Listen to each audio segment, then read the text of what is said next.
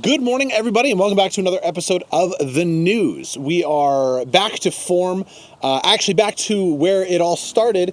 This is the coulee where I did my first ever video with the F-150 Lightning out and about. So during the summer, I'm hoping to do a lot more, getting out more, maybe further to the mountains, maybe further east. Who knows? But you're here for the news. So without further ado, let's just get right into this.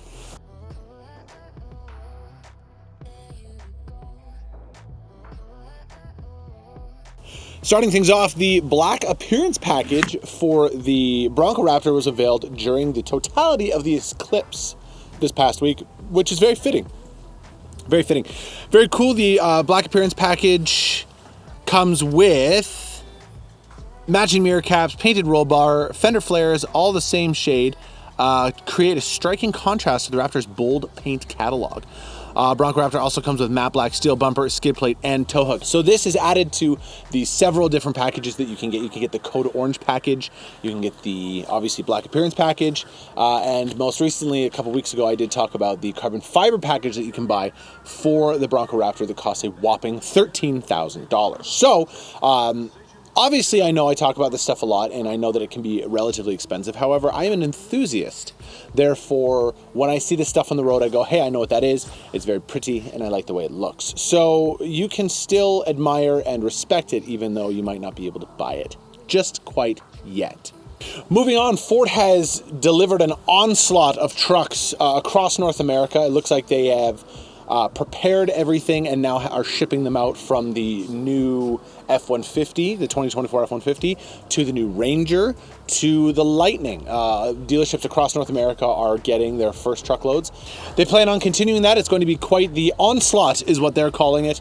So much so that we actually have seen our first 2024 Raptor R and Ranger Raptor and just a regular Lariat Ranger.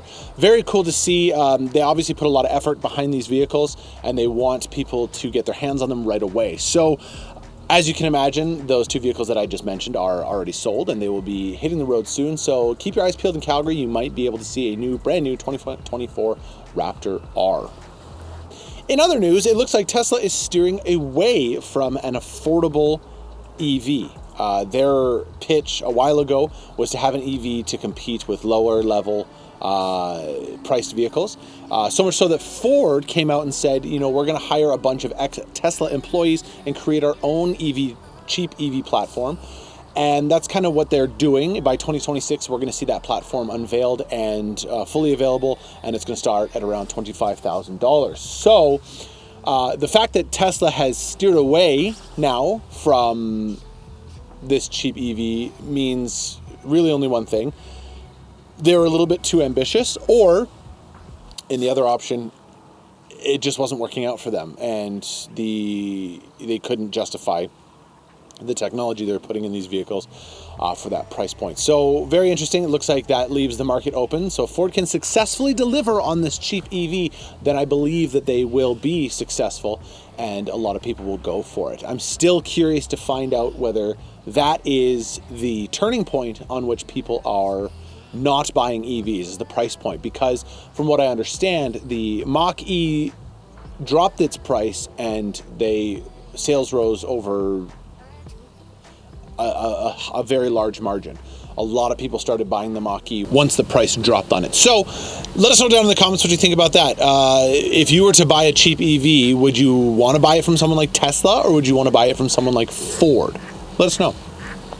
And last but not least, it looks like there has been some tease shots from Shelby American on a new Mustang that they're working on. Now, this is going to be one of two things. It's either going to be a Shelby kit that you can, the Super Snake that you can buy when you buy a normal Mustang, you put it on the existing Mustang. So you'll send it to them. They will put all the stuff on, the supercharger, the body kit, the wing, the wheels, all of the above, and then they will ship it back to you, and then they give it a new VIN number, and they certify it with a piece of paper. So very interesting to see what they do there. It could also be the new GT500. The spy shots did show a manual transmission, so I'm assuming that it is going to be just the kit it is going to be the Super Snake kit because the last generation GT500 did not have a manual transmission. And for those of you who think that it needed one, well, go and drive one and then find out that 760 horsepower might be a bit too much for a manual transmission to get the most out of that car. So regardless, let us know down in the comments what you'd like to see from a new GT500. Would you want to see a manual transmission come back? Would you want to see higher horsepower than what its predecessor had? 760 is a lot of horsepower after all. But yeah, let us know down in the comments what you think about that. Remember to like and subscribe. Thank you so much for watching, and we will see you next week.